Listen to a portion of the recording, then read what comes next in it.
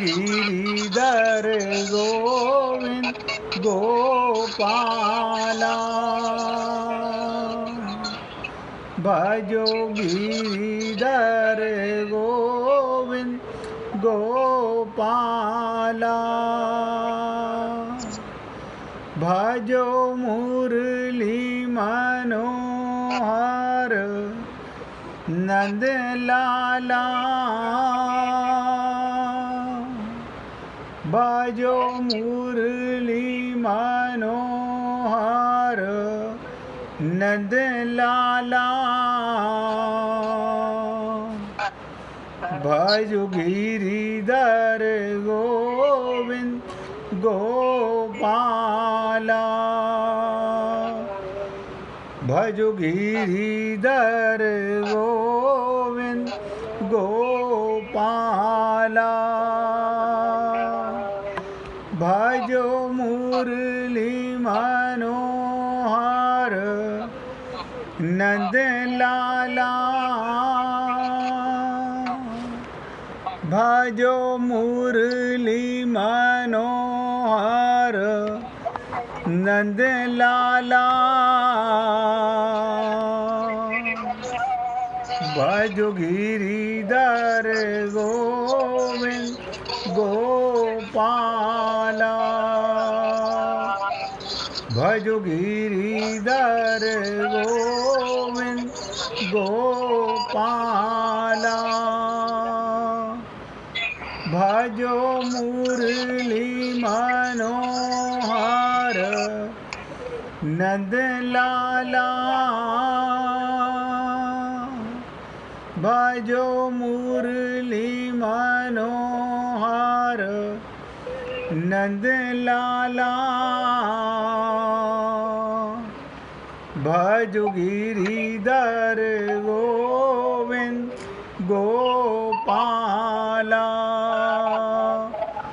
भजो गिरिधर गोविंद गोपाला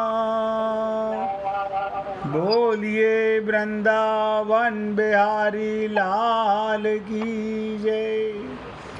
जय जय श्री राधे जय जय श्री राधे। सभी भक्तों से निवेदन, बहुत एकाग्रचित होकर सत्संग के प्रत्येक शब्द को पूरी एकाग्रता के साथ हृदयंगम करें। अब आप बताइए क्या साधना कराऊं राजकुमार जी?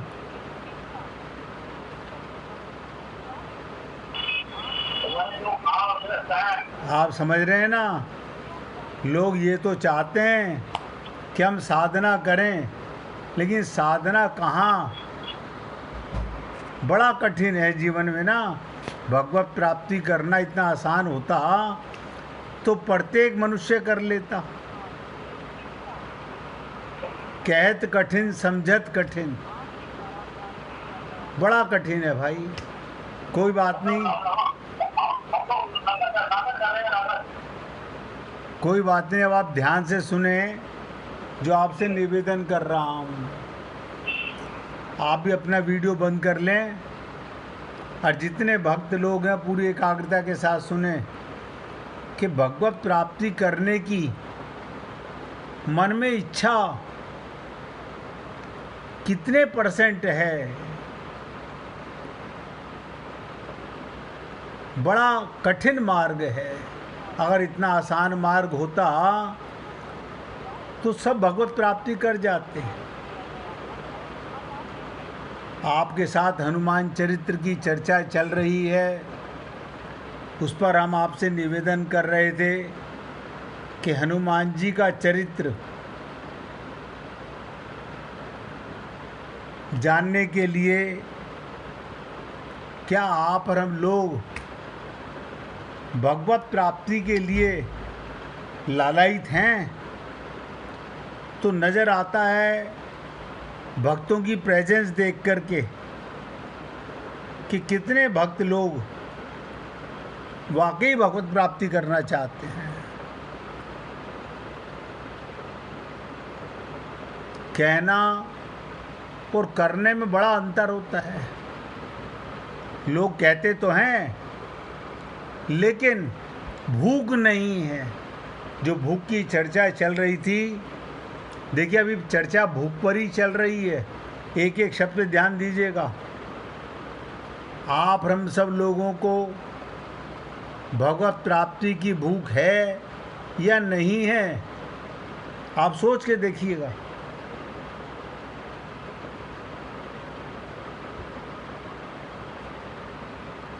अभी तलक भी जीव को अपने को देह मानकर संसार की भूख है। मैंने आपसे निवेदन किया कि जब समुद्र के किनारे सारे बंदर इकट्ठे हो गए, सब इकट्ठे हो गए, तो पता चला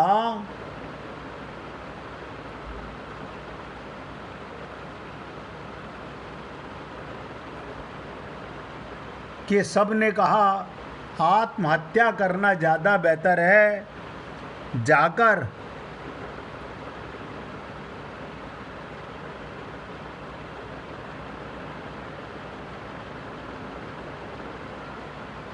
क्या कहा कि सुग्रीव से मृत्युदंड मिलेगा, उससे बेहतर है हम खुद ही आत्महत्या कर लें। और इतनी बात सुनकर एक गीध जिसका नाम संपाति बड़ा प्रसन्न हुआ।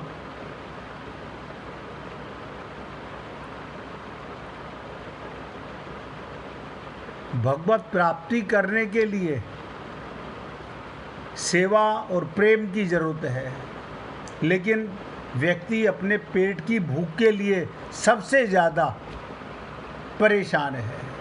आज संपाति भी बहुत खुश हो रहा है कि मैं बहुत दिनों से भूखा था, बड़ा अच्छा हुआ इतने बंदर आ गए, इन्हें खाकर अपनी भूख मिटाऊंगा।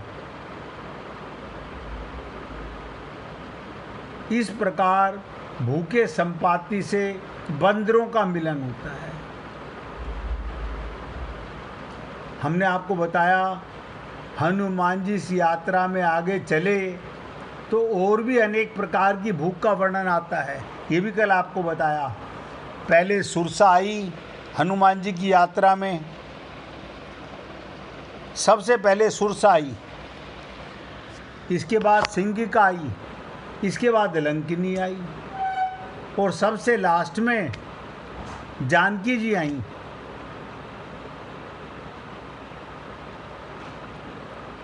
और जानकी जी से क्या निवेदन कर रहे हैं हनुमान जी कि माँ मैं अतिशय भूखा।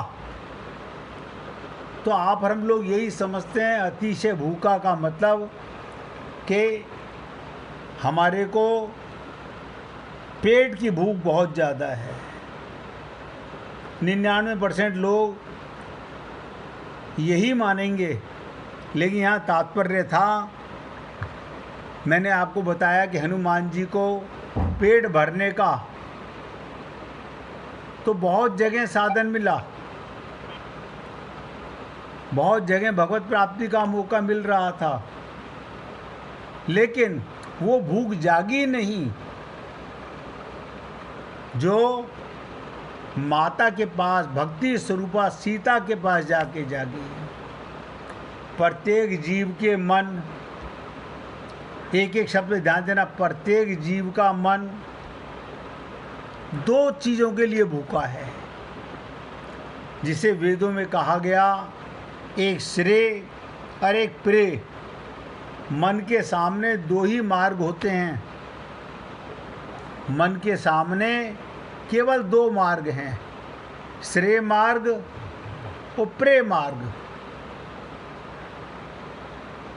श्रेय मार्ग श्रेष्ठ मार्ग, भगवत प्राप्ति का मार्ग।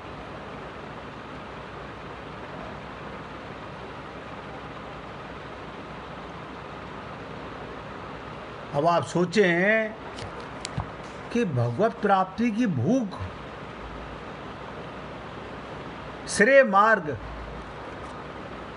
परमात्मा के प्रेम की भूख जीव को नहीं है। वो शरीर को सुखी बनाने में, शरीर की सुविधाओं में, पेट की भूख के लिए सारा जीवन गुजार देता है। भगवान ने मौका तो दिया। कल भी मैंने आपसे निवेदन किया कि सीतारामाचार्य जी कह रहे हैं इस देह में हरि मिलत है। अब हरि को पाने की भूख ही नहीं है। हरि को पाने की भूख ही नहीं है तो हरि मिले क्यों?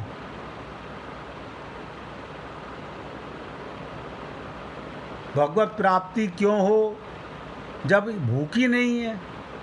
हनुमान जी को भूख थी, उनके जीवन में बहुत खाने वाले आए, भूखे आए, लेकिन उन्होंने सीता जी के सामने जाके निवेदन किया, अतिशय माँ मैं अतिशय भूखा। और आप हम लोगों ने भी उस भूख का अर्थ नहीं समझ सके। हम लोग उस भूख का अर्थ समझ ही नहीं सके कि कौन सी भूख है। अब आप सोचिए, अतिशय भूखा व्यक्ति कहने से यही लगता है कि शरीर की भूख बहुत ज़्यादा होगी, लेकिन हनुमान जी को भक्ति की भूख है। और जब तक व्यक्ति के मन में भगवान के प्रेम की भूख है ही नहीं,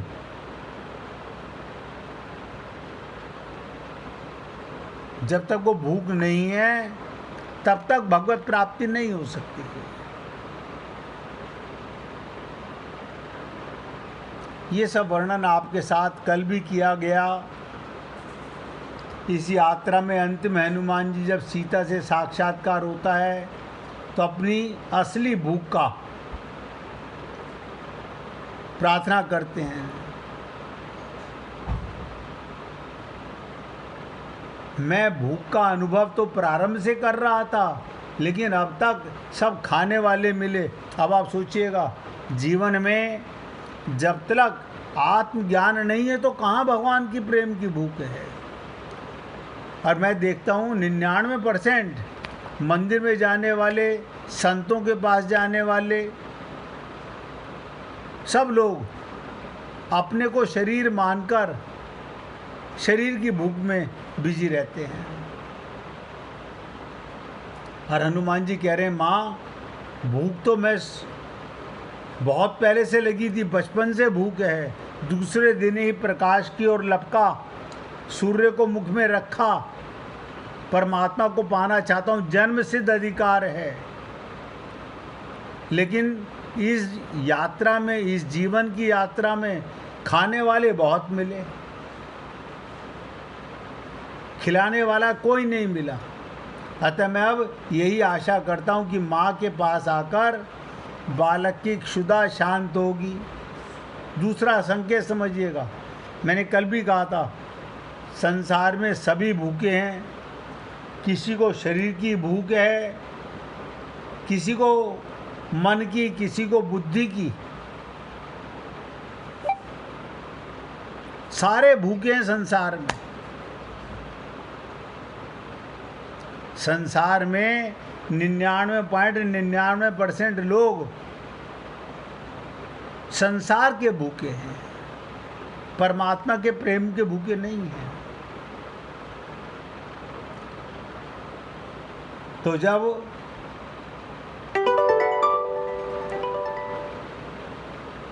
अंगद जी संपाति के सामने बोल रहे हैं, सब बंदरों को, हनुमान जी को बता रहे हैं कि कहे अंगद विचारी मन माही, धन्य जटायु सम कोहू नाही। यानी एक गीध के सामने दूसरी गीध की तारीफ कर रहे हैं, एक गीध के सामने दूसरे गीध की तारीफ कर रहे हैं। इसका क्या तात्पर्य है?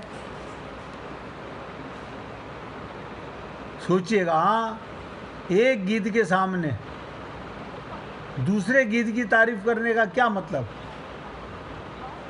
कि इस गीध को अपना पेट भरने की लगी हुई है। अरे एक गीत और था, जब जटायु का नाम लिया, ये सुनते ही संपाति चौंक गया।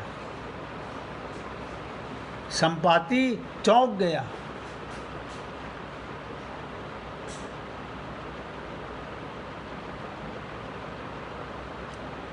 अंगद ऐसा कहकर स्वयं अपने आप को, अपने साथियों को तो आश्वस्त करते हैं, साथ ही वो संपाति को भी सांकेतिक भाषा में समझाना चाहते हैं। एक गीत जटायु था जो भगवान के कार्य के लिए अपने शरीर का परित्याग करता है। अब आप सोचिएगा, आप और हम लोग तो भगवत प्राप्ति करने के लिए भी शरीर का सुख नहीं छोड़ना चाहते, और भगवान को सब पाना चाहते हैं। मुझे तो आज तक ये समझ नहीं आया वो क्या पाना चाहते हैं।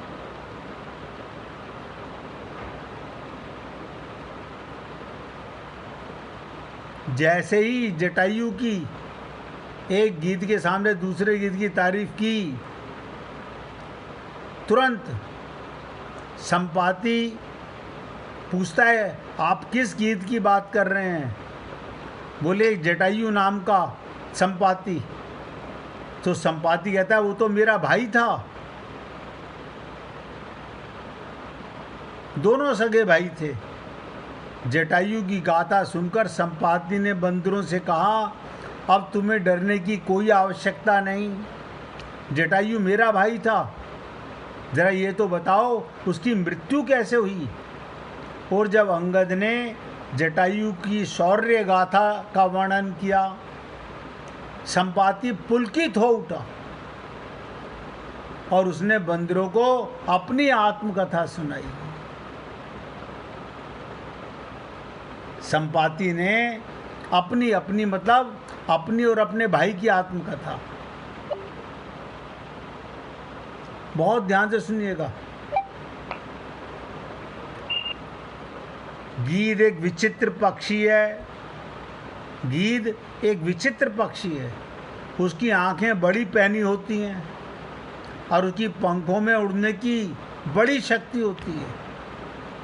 संसार में जिन गीदों को हम देखते हैं वे अपने शक्तिशाली पंखों के द्वारा आकाश में बहुत ऊपर उड़ जाते हैं, पर उनकी दृष्टि अधोगामी होती है।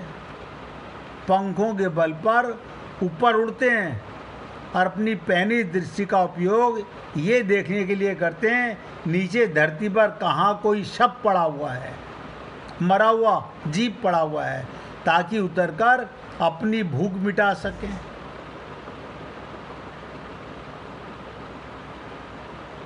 ऐसे ही मैं संसार में देख रहा हूँ, लोगों को धन कमाने की तो बहुत इच्छा है, लेकिन भगवत प्रेम की किसी को भूख नहीं है।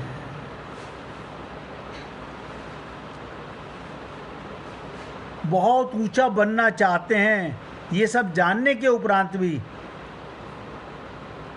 कि ये सब कुछ तुम्हारे साथ नहीं जाएगा, कोई सगा साथ नहीं जाएगा, लेकिन फिर भी भूख नहीं मिटती।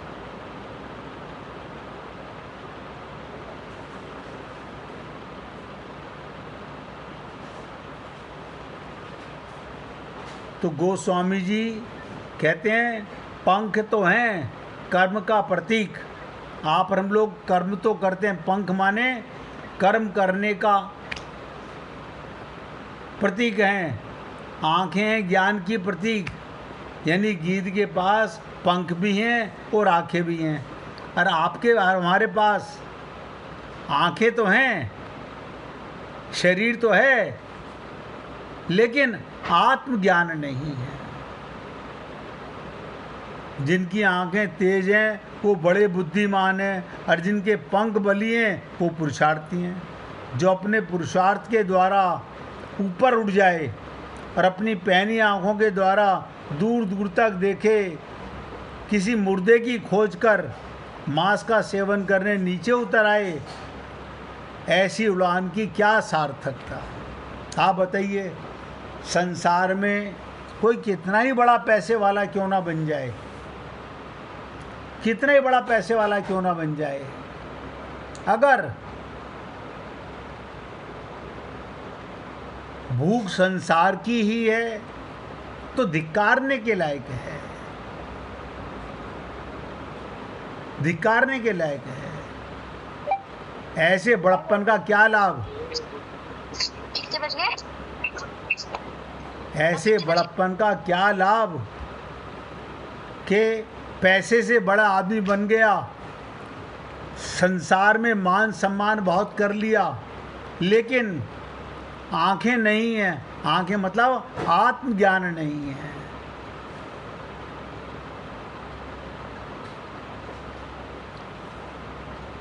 जीवन में बहुत से व्यक्ति ऐसे गीध के समान होते हैं, वो ऊपर उठते हैं नीचे देखने के लिए।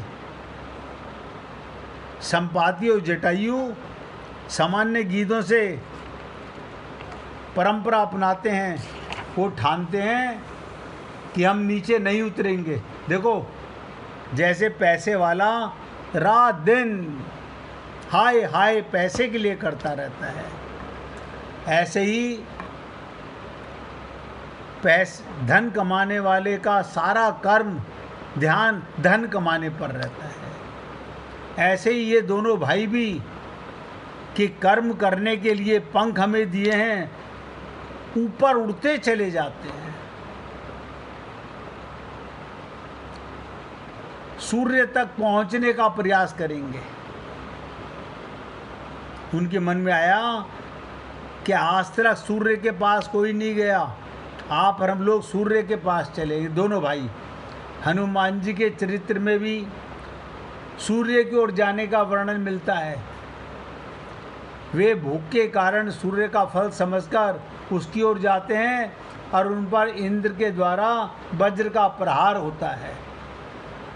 यानी वो प्रकाश पाने के लिए, और जटायु और संपाति सूर्य तक पहुंचकर अनन्य आकांक्षा लेकर जाते हैं। इच्छा दोनों की है, वो चाहते हैं, जन्म से ही हनुमान जी का लीला चालू हो गई। आप बताइए, ऐसा अवतार तो देखने को बड़ा मुश्किल से मिलता है कि जन्म लेते ही दूसरे दिन ही सूर्य को मुख में रख लिया,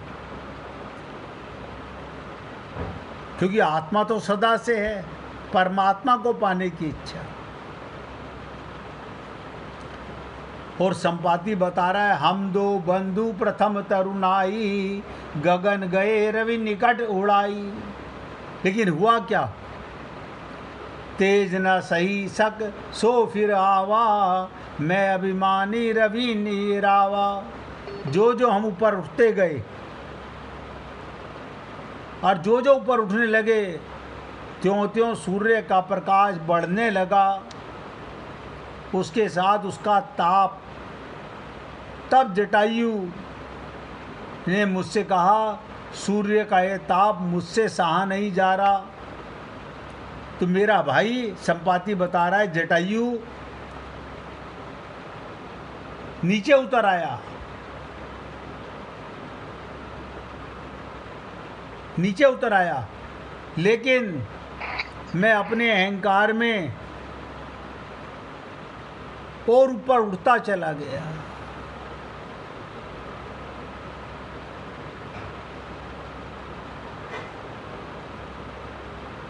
मैं आगे बढ़ता चला गया। संपाति का अभिप्राय, ये जीवन से बहुत कुछ सीख चुका था। उसने बंदरों के समक्ष आत्मचरित्र की व्याख्या प्रस्तुत की। आप बताइएगा, रामचरितमानस में एक गीत भी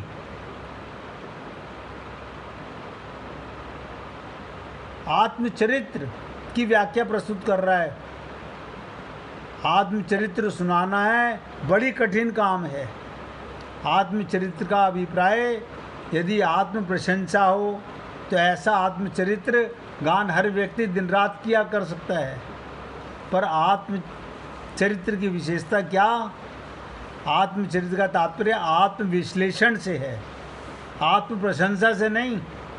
जैसे आप और हम लोग अपने शरीर की प्रशंसा सुनकर बहुत खुश होते हैं, लेकिन आत्मविश्लेषण का अभिप्राय क्या है? एक होती है शल्य चिकित्सा। आप देखते हो ऑपरेशन करने वाला डॉक्टर शरीर को काटता है, दूसरे शरीर की व्याख्या तो कर सकता है, पर ऐसा कोई व्यक्ति ना होगा जो अपने शरीर को स्वयं काटकर अलग अलग करके देखे। आप हम लोग आत्मविश्लेषण करने का प्रयत्न करें।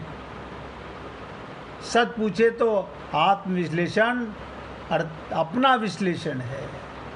आप सोच के देखिए, आप हम सब लोग मंदिर जाते हैं, क्या आप हम लोगों को आत्मज्ञान हो चुका है? क्या वहाँ पर हमारी भगवान से बातें होती हैं?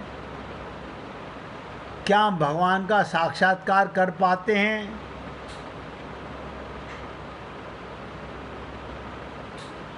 अगर आत्मविश्लेषण के रूप में है, आत्मज्ञान के रूप में है, तो बहुत लाभप्रद होता है। और जो वो प्रशंसा शरीर के लिए होती है,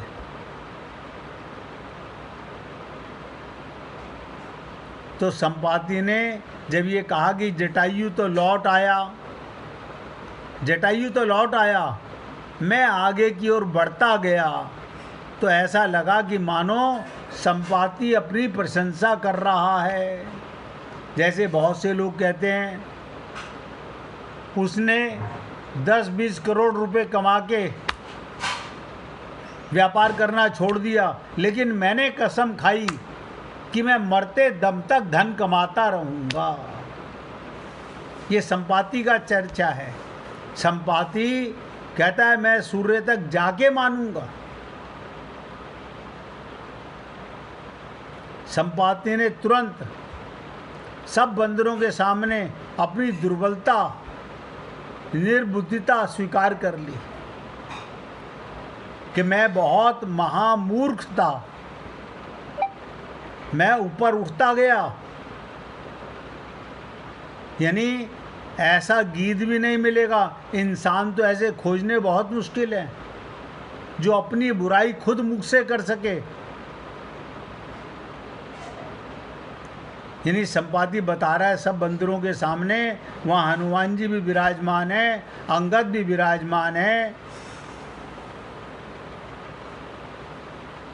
और वो कह रहा है कि मेरा भाई जटायु तो नीचे उतर आया, वो बड़ा बुद्धिमान था, मैं भूल कर बैठा, मैं आगे तो बढ़ता गया, पर क्या लक्ष्य तक पहुंचने के लिए। अब ध्यान से सुनिएगा, ये जो धन लंपट लोग हैं, सारा दिन हाय हाय हाय माया, हाय माया, उनको संपाति से शिक्षा लेनी चाहिए। क्या कह रहा है संपाति? मैं अभिमानी रवि नीरावा। भाव को समझो, ये कौन बोलता है? जिसका अभिमान टूट जाता है, खुद मुख से बोल रहा है मेरा अभिमान बहुत बड़ा प्रबल था। ज्ञान की भूख होना बहुत बढ़िया बात, आत्मज्ञान की भूख होना बहुत बढ़िया बात, प्रकाश तक पहुंचना, परमात्मा तक पहुंचना प्रत्येक जीव की आकांक्षा होनी चाहिए। पर प्रश्न ये है, इसके पीछे उद्देश्य क्या है? आप नाम तो कमाना चाहते हो, उस नाम का क्या लाभ है आपको? संसार में देखने में आता है, हम सब लोग मंदिर बनवाते हैं, बड़े बड़े शिवालय बनवाते हैं अपने अहंकार की तुष्टि के लिए। और आज तो जहाँ देखो वहाँ लोगों का काम ही ये हो गया है, अपने अहंकार की तुष्टि के लिए, लोगों को दिखाने के लिए झूठा अभिमान लेने के लिए। सबसे बड़ी चीज है, तुम आगे तो बढ़ रहे हो, लेकिन लक्ष्य क्या है? अब बताओ, धन प्रकाश है कि अंधकार है? आप कहोगे धन में बड़ा प्रकाश है, आप अपने घर में हजार हजार बांट के 100 बल्ब जला लीजिए।